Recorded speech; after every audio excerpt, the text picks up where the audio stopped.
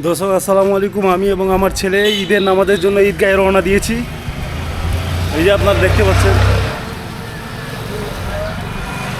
ছেলেকে সাথে নিয়ে ঈদগাহ ময়দানে রওনা হয়েছি। তো বন্ধুরা, আজকে ঈদের সকালটা খুবই সুন্দর একটি আবহাওয়া ছিল, খুবই সুন্দর একটি পরিবেশ ছিল। ছেলেকে কোলে নিয়ে পায়ে হেঁটে হেঁটে ময়দানের দিকে রওনা হয়েছি। ওকে বললাম তুমি হেঁটে হেঁটে চলো, ও হেঁটে হেঁটে যাবে না, তাই আমার কোলেই সে যাচ্ছে। তো এই পিছনে দেখতে পাচ্ছেন অনেক ভাইয়েরা ময়দানের দিকে রওনা হয়েছেন ঈদের নামাজের জন্য, আমরাও যাচ্ছি। এই যে দেখতে পাচ্ছেন বাপ বেটা দুজনের সাথে রয়েছি আমরা, দুজনে ঈদগাহের উদ্দেশ্যে রওনা হয়েছি। এই যে আমার ছেলে সাথে হেঁটে হেঁটে আসছে। তো বন্ধুরা, আমরা ঈদগাহ ময়দানের অনেক নিকটবর্তী চলে এসেছি।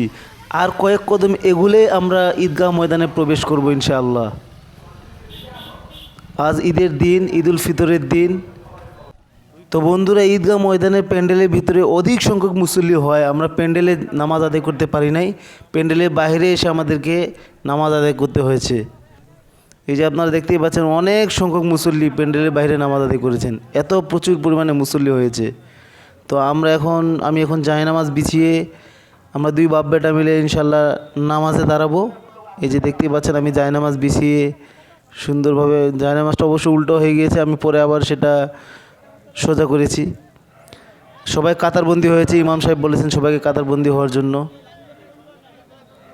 তো জামাত এখন শুরু হবে ইনশাআল্লাহ। আসলে এবারের ঈদটা অন্যরকম একটি আনন্দময় ঈদ আমাদের কাছে মনে হচ্ছে। তো দর্শক, এটা আমাদের কেন্দ্রীয় পৌর ঈদগাহ ময়দান। এই ময়দানে আমি প্রতি বছর ঈদের নামাজ আদায় করি।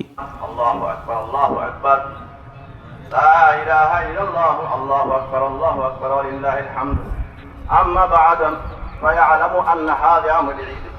আল্লাহু আকবার, আল্লাহু আকবার, লা ইলাহা ইল্লাল্লাহ।